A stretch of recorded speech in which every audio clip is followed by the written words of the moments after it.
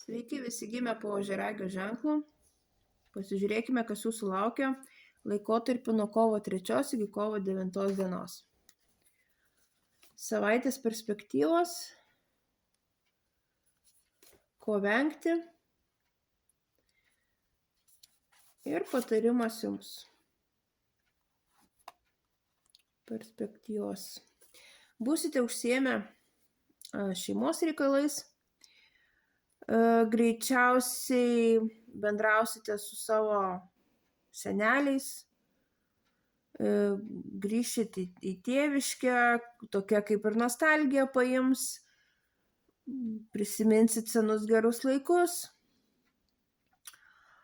O šiaip emocionaliai labai geras ir malonus laikotarpis.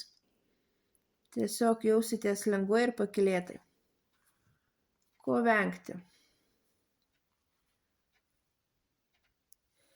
Venkite greitų neapgalvotų veiksmų, tokio veikiškumo.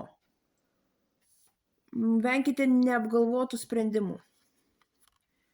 Ir patarimas jums. Džiaukitės gyvenimu, džiaukitės viskuom, ką gaunat iš gyvenimo.